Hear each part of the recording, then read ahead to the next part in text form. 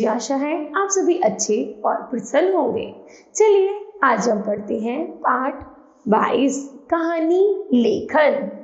करते हैं इस पाठ की शुरुआत। ठीक है, चलिए। कहानी सुनने का प्रत्येक बच्चे का मन करता है।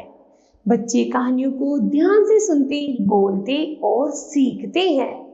कहानी लेखन भी एक कला है जिसे लिखने के लिए अभ्यास एवं कल्पना शक्ति की आवश्यकता होती है। लिखित अभिव्यक्ति में कहानी का विशेष स्थान है। इससे बच्चों की सृजनात्मक एवं काल्पनिक शक्ति का विकास होता है। ठीक है, कहानी लिखते समय हमें निम्नलिखित बातों का ध्यान रखना चाहिए। नंबर 1, कहानी की भाषा सरल, सुबोध एवं रोचक होनी चाहिए। कहानी संक्षिप्त होनी चाहिए। कहानी में मुहावरे, पत्रानुकूल भाषा का प्रयोग किया जाना चाहिए। कहानी ज्ञानवर्धक होनी चाहिए।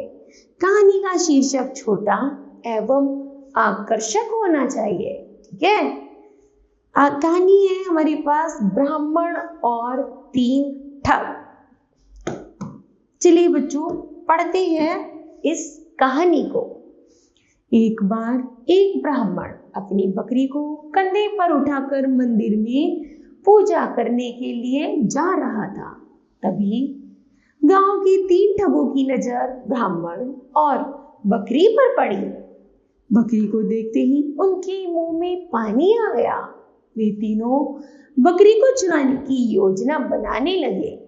उन्होंने योजना बनाई और उसके अनुसार पहला ठग ब्राह्मण के पास साधारण युवक बनकर गया और बोला, नमस्कार ब्राह्मण देव, कैसे हैं आप? तबीयत तो ठीक है ना? ब्राह्मण बोला, तबीयत को क्या होगा, बिल्कुल ठीक है। ठग बोला, मैं तो इसलिए पूछ रहा हूं क्योंकि आपने अपने कुत्ते को कंधे पर उठा रखा है ना?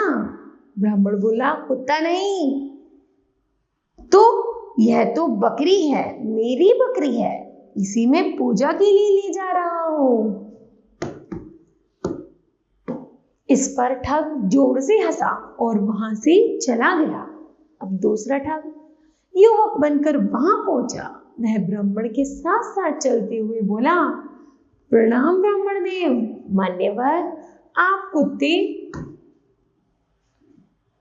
को अपने कंधे पर लिए कहां जा रहे हैं?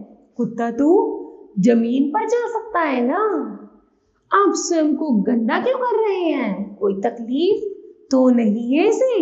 ब्राह्मण सोच में पड़ गया। वह बोला, भाई मैं तो अपनी बकरी को ही कंधे पर लाया था। युवक बोला, नहीं नहीं, यह तो कुत्ता है, रुकिए, पीछे से जो व्यक्ति आ रहा है उससे पूछवाता हूं। तभी योजना अनुसार तीसरा ठग वहां पहुंचा। दूसरे नंबर की ठग ने तीसरे ठग से पूछा, भाई साहब जरा बताइए तो, यह जो इनके कंधे पर जानवर है वह कौन है? तीसरा ठग बोला, भैया मैं आपको नहीं दिख रहा था है क्या? यह तो कुत्ता है, लेकिन महाशय आपने इसे कंधे पर क्यों उठा रखा है? वह हंसने लगा। फिर दोनों वहां से चले गए। कुछ दूर आगे जाकर तीनों ठग एक स्थान पर मिले और झाड़ियों के पीछे छिपकर ब्राह्मण को देखने लगे। ब्राह्मण को संदेह हुआ। उसने बकरी को कंधे से नीचे उतारा। उसने सोचा, यह बकरी के रूप में कोई मायावी है जो बार बार अपना रूप कभी कुत्ता तो कभी बकरी का धारण कर रहा है। ब्राह्मण ने बकरी को वहीं छोड़ दिया और स्वयं मंदिर की ओर चला गया। उसके वहां से जाते तीनों ठग वहां पहुंचे, बकरी को उठाया और वहां से निकल गए। उनकी योजना सफल हुई।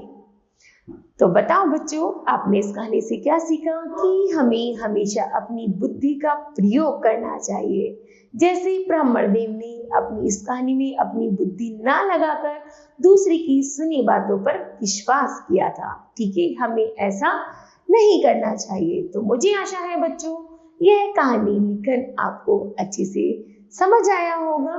धन्यवाद।